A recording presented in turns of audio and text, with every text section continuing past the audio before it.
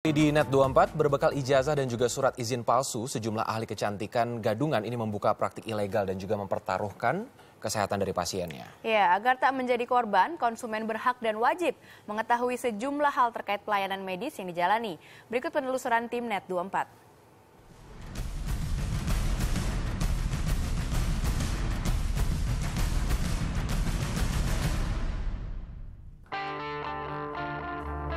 Memiliki wajah cantik memang jadi dambaan setiap wanita. Berbagai cara pun ditempuh mulai dari merawat diri secara alami hingga mengandalkan klinik kecantikan. Namun cara terakhir tak semulus harapan. Adisti Astarina, salah satu pelanggan klinik kecantikan ini bahkan hingga berbulan-bulan mengalami infeksi pada wajah. Di bulan ke-9 itu muncul banyak jerawat di pipi kiri saya gitu.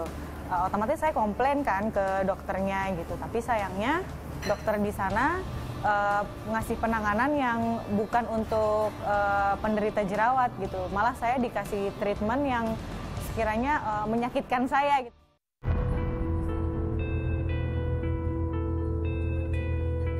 Sebelum melakukan perawatan di klinik ternama tersebut, ia tak pernah memiliki masalah wajah yang serius. Niat cantik pun berubah jadi petaka. Ia baru mengetahui bahwa yang menanganinya bukan dokter spesialis kulit. Padahal uang yang dikeluarkan tidak sedikit.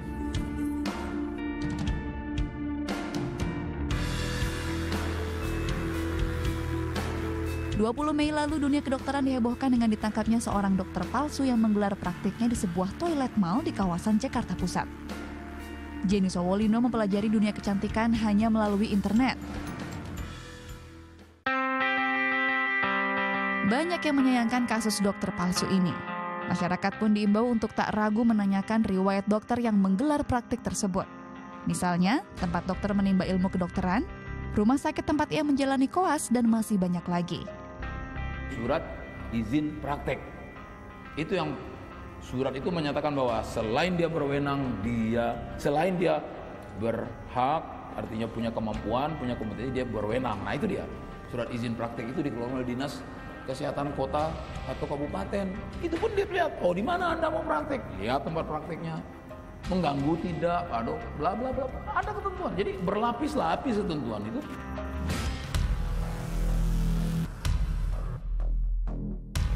Selain mempunyai hak, seorang pasien pun juga mempunyai kewajiban yang harus dipenuhi dengan baik.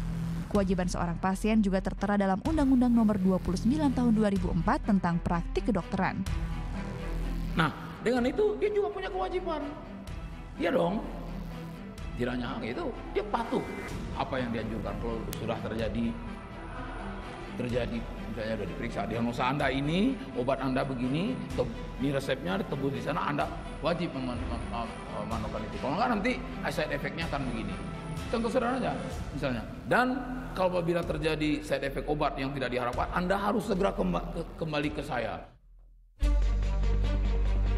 Selain dokter palsu yang menggelar praktik di toilet, Polresta Depok juga mengamankan salah seorang mahasiswi kedokteran yang menggelar praktik pengobatan penyakit dalam di beberapa klinik di kawasan Jawa Barat. Maraknya kasus dokter palsu membuat warga pun berhati-hati dalam menentukan lokasi pengobatan hingga dokter yang menangani.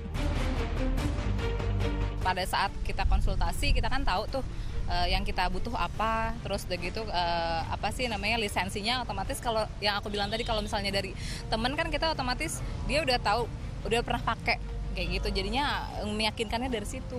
Biasanya di rumah sakit sih. Kalau yang di klinik rumahan ada juga, tapi dokter spesialis tersebut praktek biasanya di rumah dia. Tapi kembali lagi merujuk kepada rekomendasi dari orang atau family memang yang berobat di tempat dia. Biasanya dokter spesialis itu kalau dia buka praktek, kalau di rumah sakit dia juga buka praktek di rumahnya.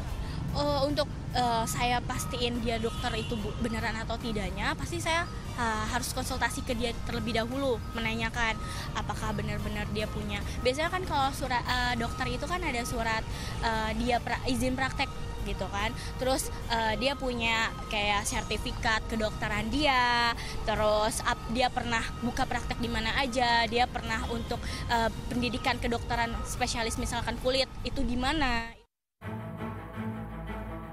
Kedepannya, masyarakat harus jeli dan bijak memilih dokter yang akan menangani. Jika masyarakat kembali menemukan praktik kedokteran tak resmi, mereka wajib melaporkannya ke petugas kepolisian setempat. Lucia Frianti, Reza Rivalda melaporkan untuk NET.